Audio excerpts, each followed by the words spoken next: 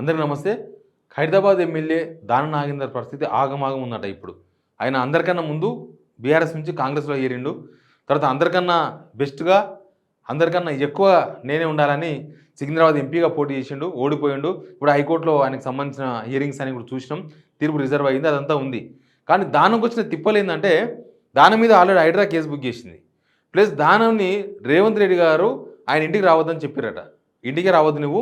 నీకేమైనా అవసరం ఉంటే మేమే పిలిపించుకుంటాం. రావద్దని చెప్పిర్రంట. దాని తర్వాత ఏమైంది? దాని తర్వాత బట్టి విక్రమార్క దగ్గర ఇంటికి పోవడం స్టార్ట్ చేసిండు.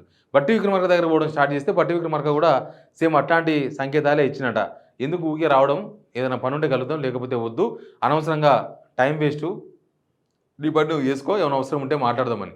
ఇక ఆయన ఎవరితోని కూడా బంద్ చేసిండు. మిగతా వాళ్ళని ఎవరిని చేరినప్పుడు ఆయన ఎవరిని కన్సల్ట్ చేయలే కదా. ఉత్తమ్ కుమార్ రెడ్డినో, లేకపోతే బట్టినో, లేకపోతే మిగతా వాళ్ళు ఎవరికి కూడా నేను పార్టీలో మారుతున్నా అని చెప్పలే. ఆయన సడన్‌గా హోటల్‌కి పోయిండు. హోటల్‌లో చేరిండు. అయిపోయింది.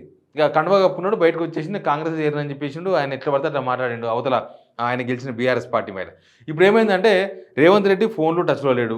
రేవంత్ రెడ్డి ఇంటికి రావద్దని చెప్పిండు. తర్వాత వేం నరేందర్ రెడ్డి కూడా అన్‌టచ్ వెళ్ళిపోయిండు. ఆయన సలహాదారు. రేవంత్ రెడ్డికి సలహాదారు వేం నరేందర్ రెడ్డి కదా.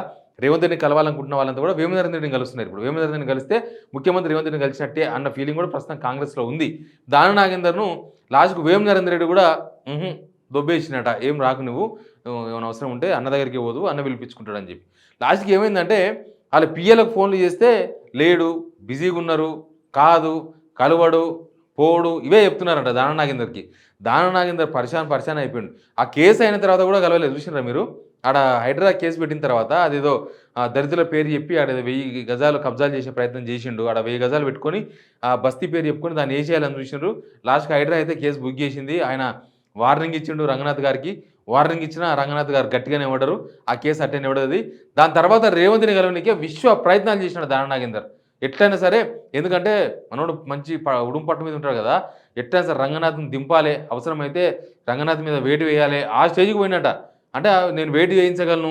ఇప్పుడు ఎట్లయిపోయిందంటే దానం నాగేందర్ ఇజ్జత్ పోయిందాడా. ఈయననేమో దానం నాగేందర్‌కి సవాలు విసిరాడు. "ఓయ్ నేను లోకల్, నువ్వేమోని ఇయాల ఉంటావు రేపు పోతావు" అన్నట్టు మాట్లాడాడు. తీరా చూస్తేనేమో మొత్తం సీన్ రివర్స్ అయింది. ఆయన అనుకునే కార్యకర్తల ముందల, ఆయన ఫాలోవర్స్ ముందల బొక్కబోర్ల పడ్డట్టయిందట దానం నాగేందర్‌కి.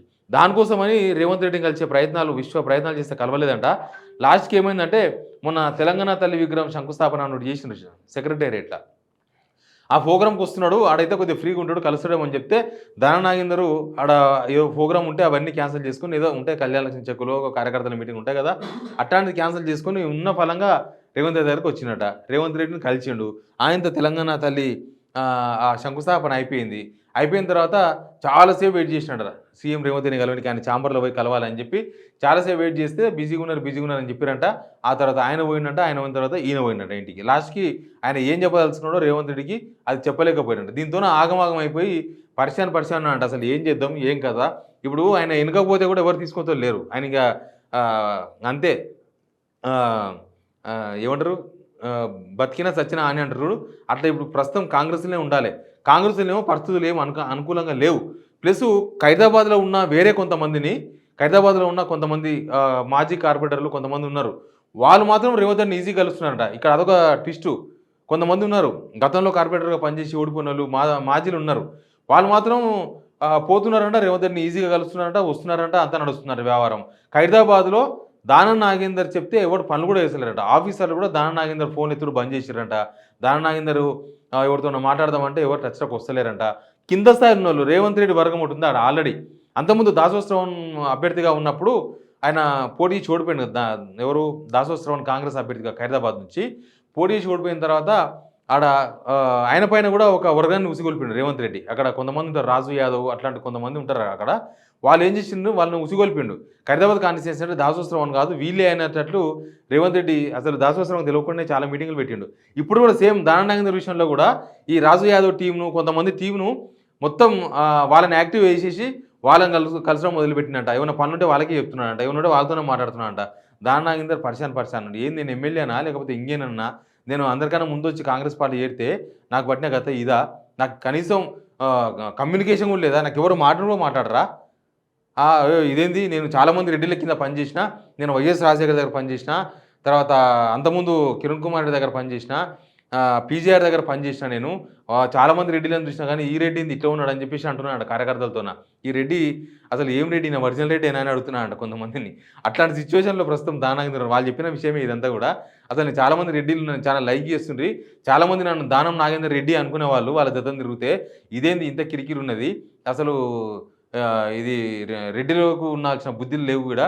నేను ఇంతమంది రెడ్డిలను చూసినా గానీ ఇట్లాంటి రెడ్డిని చూడలేదు అని ఇట్లాంటి అర్థం వచ్చేటట్లు మాట్లాడుతున్నాడు దానం నాగేందర్. అందుకే దానం నాగేందర్ చాలా ఆగమాగం ఉన్నాడు. ఎవ్వరిని కలిసేటట్లేడు. ఎవడు ఆయన ఇంటికి పోయేటట్లేదు.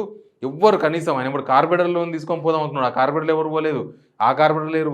మాజీ కార్పొరేటర్లు ఏమో రేవంత్ రెడ్డి ఏమో తిరుగుతున్నారు.